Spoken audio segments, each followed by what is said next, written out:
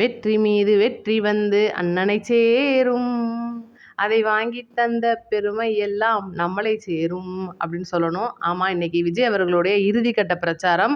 இறுதிக்கட்ட பிரச்சாரத்தில் ஏதாவது பேசுவார் அப்படின்னு சொல்லிட்டு எதிர்பார்த்துட்டு இருக்கிற வேலையில் இன்னைக்கு சாயந்தரம் கழக நிர்வாகிகள் சந்திப்பு வருது.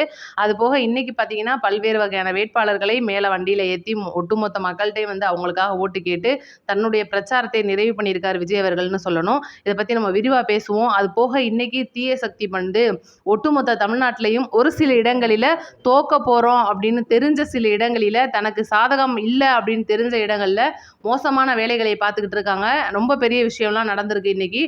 திருவண்ணாமலையில் ஒரு 15 வயது சிறுமி வந்து கற்பழிக்கப்பட்டிருக்காங்க. இந்த விஷயத்தை பற்றி நம்ம விரிவாக பேசுவோம். ஃபஸ்ட்டு பார்த்தீங்கன்னா இன்னைக்கு விஜய் அவர்களுடைய கழக நிர்வாகிகள் சந்திப்பு இன்னைக்கு இருக்கதா இருந்துச்சு சாயந்தரத்துக்கு.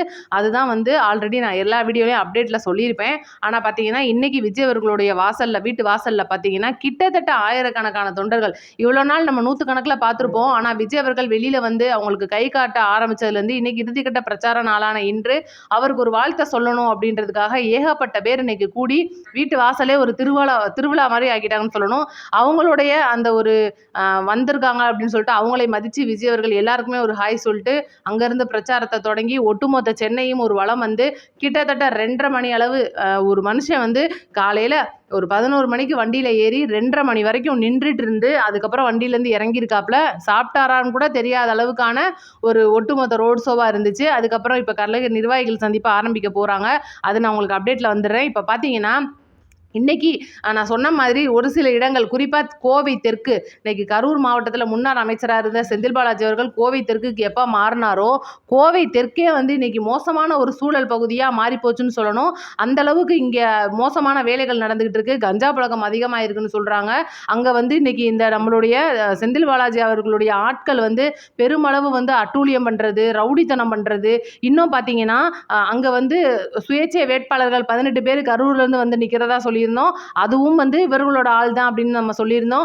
எல்லாமே வந்து இன்னைக்கு ஒட்டு மொத்தமாக சேர்ந்து மக்களுக்கு பணம் கொடுக்கறது, கொடுத்தா வாங்கிக்குவாங்க, வாங்கிட்டு இந்த 1000 ரூபாய் வாங்கிட்டு 5 வருஷம் நமக்கு அடிமையாக போவாங்கன்னு சொல்லிட்டு நம்பி பார்த்தீங்கன்னா இப்போ குறிப்பாக சில இடங்கள், உதாரணத்துக்கு பார்த்தீங்கன்னா இன்னைக்கு ராயபுரம் மக்கள் எடுத்துக்கோங்க. ராயபுரம் மக்கள் எவ்வளோ தூரம் வந்து உழைச்சி வாழ்கிறாங்க, அங்கே வந்து கஷ்டப்படுற மக்கள் எத்தனையோ பேர் இருக்காங்க.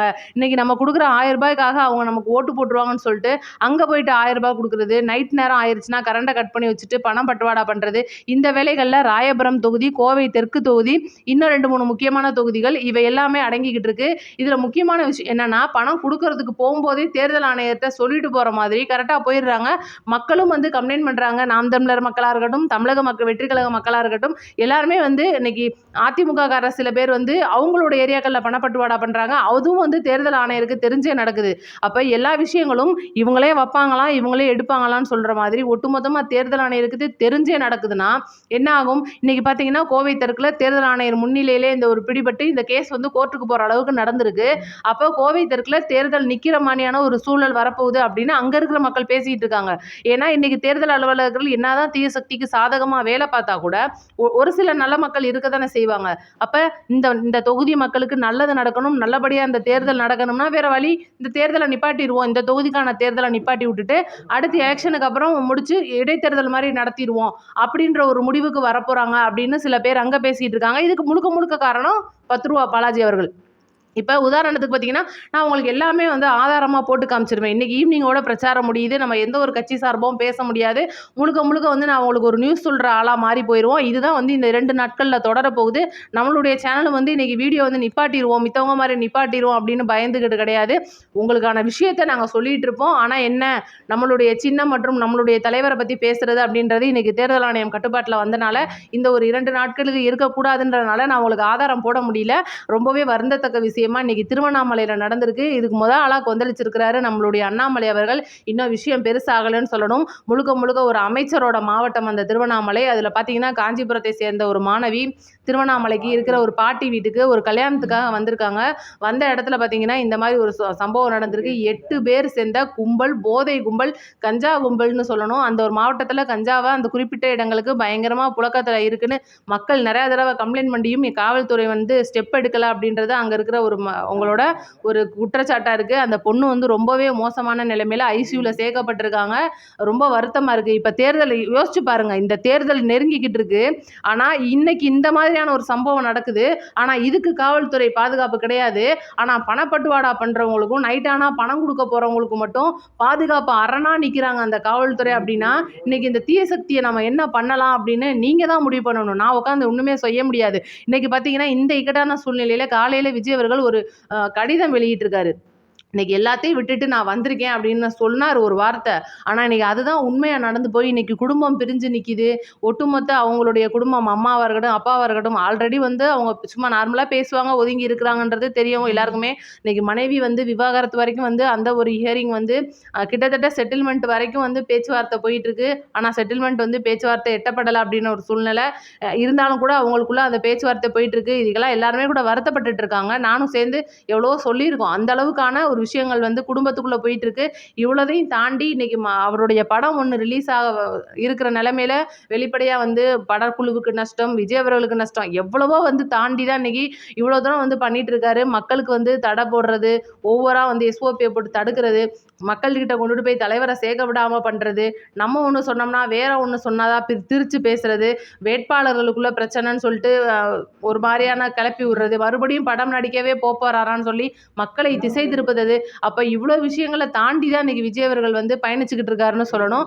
அப்போ நம்மளுடைய ஒரு பங்காக என்ன இருக்கணும், இன்னைக்கு தமிழக வெற்றி கழக தலைவர் விஜய் அவர்கள் வந்து என்னதான் நம்ம முன்னாடி வந்து வேட்பாளராக வந்து நிற்கிறாரு, அவருக்கு வந்து நம்ம என்ன பண்ணணுன்றதை மக்கள் நீங்கள் தான் முடிவு பண்ணணும். அதனால் தயவு செய்து சிந்தித்து வாக்களிங்கள் அப்படின்றது தான் நம்ம சொல்லக்கூடிய ஒரு முக்கியமான விஷயம்.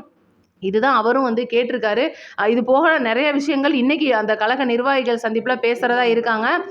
குறிப்பாக திருப்பரங்குன்றம் தொகுதி நான் அதை பற்றி சொல்லியே ஆகணும். மதுரை மாவட்டம் திருப்பரங்குன்றம் தொகுதியில் கிட்டத்தட்ட 50 லட்சம் ரூபாய்க்கு மேலே ஒரு வேட்பாளர் வீட்டில் இருந்து எடுத்திருக்காங்க.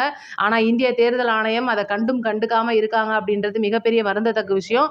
இப்போ கிட்டத்தட்ட மக்களுக்கு வந்து பணத்தை கொடுத்துட்டு ராயபுரம் பகுதியில் ஒரு மேடம் ஒரு அம்மா வந்து அவங்க அவ்வளோ தூரம் வந்து அந்த பணம் கொடுத்தவங்கள காசை வாங்காமல் பாருங்கள், எவ்வளோ பேர் வந்து இன்னைக்கு என்னதான் நம்மலாம் பேசுகிறோம் வாங்கிக்கிறோம், ஆனால் நாங்கள் எங்களுக்கு பிடிச்சவங்களுக்கு தான் ஓட்டு போட போகிறோம்னு சொல்லி பேசிகிட்டு இருக்காங்க. ஆனால் அந்த அம்மா கெத்தா ஓராளா வீர பெண்மணியாக நின்று ஒட்டுமொத்த பேரையும் ஓட விட்டுருக்காங்கன்னு சொல்லணும். அந்த அளவுக்கு பிடிச்சி வச்சிருந்து இன்னைக்கு மக்கள்கிட்ட வந்து வெளிப்படையாக சொல்லி இந்திய தேர்தல் ஆணையத்துக்கு கம்ப்ளைண்ட் பண்ணியிருக்காங்க. அப்போ இவ்வளோ கம்ப்ளைண்ட் போகுதே என்ன காரணம்? இன்னைக்கு ஒன்றும் இல்லைங்க, ஆளுங்கட்சி இதுக்கு முன்னாடி நடந்த தேர்தலில் திமுக வந்து பணம் கொடுத்தாங்க, அதிமுக பணம் கொடுத்தாங்க, எவ்வளோ வந்து பரிசு பொருளை கொடுத்து மக்களை ஏமாற்ற பார்க்குறாங்கன்னு சொல்லிட்டு ஏதோ 1-2 செய்தி நம்ம காதில் கேட்டிருப்போம். ஆனால் இன்னைக்கு பார்த்தீங்கன்னா இன்னைக்கு இந்த வலைதளம் சமூக வலைதளங்கள்ன்றது எவ்வளோ பெருசாக ஆக்டிவில் இருக்குது. எத்தனையோ பேர் வந்து வீடுகளில் கூட ட்ரோன் வச்சு பார்க்குற அளவுக்கான ட்ரோன் அப்படின்ற ஒரு கலாச்சாரம் வந்துட்டு இருக்கு. அப்போ என்னதான் வந்து இன்னைக்கு இவங்க வந்து பணம் கொடுக்குறாங்க அப்படின்னா ஈஸியாக அவங்களோட பார்வையில் சிக்கிரும். அப்போ இத்தனையும் மீறி நாங்கள் நைட் ஆனால் கரண்ட்டை கட் பண்ணிட்டு பணம் கொடுப்போம் அப்படின்னு சொன்னால் கூட இந்த பணம் வந்து மக்கள்கிட்ட போய் சேருது, மக்களுடைய காசு மக்கள் வாங்கிக்கிறாங்க, அவங்களுக்கு பிடிச்சவங்களுக்கு ஓட்டு போட போகிறாங்க. இருந்தாலும் இந்த ஒரு எதிர்ப்பு அப்படின்றது எல்லா பக்கத்துல இருந்து இருக்கு. நாம் தமிழர் எதிர்ப்பாங்க, தமிழக வெற்றி கழகம் எதிர்ப்பாங்க, திமுக கொடுத்தா அதிமுக எதிர்ப்பாங்க, அதிமுக கொடுத்தா திமுக எதிர்ப்பாங்க. அப்ப இவ்வளவு எதிர்ப்புகளையும் தாண்டி ஒரு மக்களோட கையில பணம் போய் சேரணும் அப்படின்னா அது இந்திய தேர்தல் ஆணையத்துக்கு கண்டிப்பா தெரிஞ்சிடும். அப்ப இவ்வளவு விஷயத்தையும் தாண்டி தெரிஞ்சே பணப்பட்டுவாடா பண்றாங்கன்னா இந்த தேர்தலை எப்படியாவது புறம் தள்ளிடுவோம். ஒரு 6 மாசம் கவர்னர் ஆட்சி வந்தாதான் என்ன? இன்னைக்கு தமிழக வெற்றி கழக தலைவர் ஜெயிக்க போறாரு. நேற்று பாத்தீங்கன்னா திருச்சி கிழக்குல முழுசும் அவருடைய பிரச்சாரம் முடிஞ்ச கையோட மும்மத வழிபாட்டுக்கு அப்புறமா 20% வாக்கு எகிரி இருக்கு அப்படின்னு சொல்லிட்டு தொலைக்காட்சியில் எடுத்திருக்கிற கருத்து கணிப்பில் சொல்லிட்டு இருக்காங்க. என்னதான் வந்து கருத்து கணிப்பு போலியா இருக்கு, இது வந்து அவங்க சாதகமா பேசுறாங்க, இது இவங்க சாதகமா பேசுறாங்கன்னு சொன்னாலும் கூட நடுத்தரமான சில தொலைக்காட்சிகள் போடுற கருத்து கணிப்புல 20% வாக்கு வங்கி ஆல்ரெடி 43ன்னு கணிச்சிருக்கும் போது மேற்கொண்டு 20% ஏறுதுன்னா கிட்டத்தட்ட 63% நார்மலா கணிச்சிருக்கிற கருத்து கணிப்பு.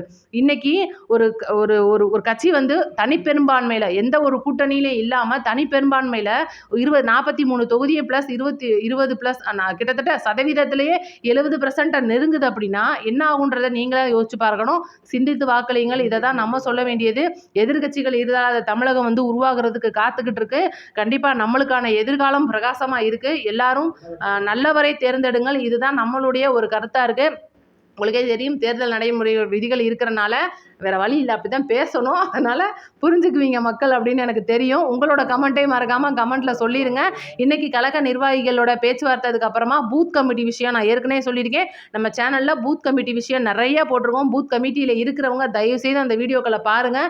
ஏன்னா தியசக்தி அப்படின்றது பூத் கமிட்டியில் புகுந்து விளையாட ரெடியாக இருக்குது. இதெல்லாம் வந்து தவிர்க்கணும்னா தயவுசெய்து சில பாயிண்ட்டுகள் அதை வந்து கையாளுங்க. பார்த்துட்டு 4 பேருக்கு ஷேர் பண்ணி விடுங்க. பூத் கமிட்டியில் இருக்கிறவங்க தைரியமான ஆளாருங்க. அதுதான் நம்ம சொல்கிறது. வெளியில் உங்களுக்காக நாங்கள் லட்சக்கணக்கான பேர் காத்துட்ருக்கோம். தலைவர் விஜய் முதற்கொண்டு நமக்காக தான் இருக்கார் அப்படின்றத நான் சொல்லிடுறேன். அதனால் தயவுசெய்து உங்களுடைய பூத் கமிட்டி வேலைகளை சாணக்கியத்தனமாக செய்யுங்க. எந்த விதத்திலையும் தீய சக்திக்கும் தீஞ்சு போன சக்திக்கும் விலை போயிடாதீங்க. அவங்க வந்து அவங்களோட இதுக்கு பலியாயிராதீங்க. அதுதான் நான் சொல்கிறது. முழுக்க முழுக்க நீங்கள் வந்து விழிப்புடன் அந்த இவிஎம் மிஷின் மேலே உங்கள் கண் இருந்துச்சுன்னா தான் அந்த உங்களோட பூத் கமிட்டி அப்படின்றது ஜெயிக்கும். வெற்றி அப்படின்றது உங்கள் கையில் இருக்குது. நாங்கள்லாம் உங்களை நம்பி இருக்கோம். நம்மளெல்லாம் நம்பி அண்ணன் இருக்காரு. அதனால் பார்த்துக்கோங்க. இதுதான் நம்ம சொல்ல வந்த முக்கியமான கருத்து. விஜய் அவர்களுடைய ஆலோசனைக்கு அப்புறமா அங்கே என்னெல்லாம் நடந்துச்சு அப்படின்றத நான் அடுத்த வீடியோவில் வந்து சொல்கிறேன். நோட்டிஃபிகேஷன் ஆன் பண்ணி வைங்க. நன்றி, வணக்கம். அடுத்த வீடியோவில் சந்திப்போம்.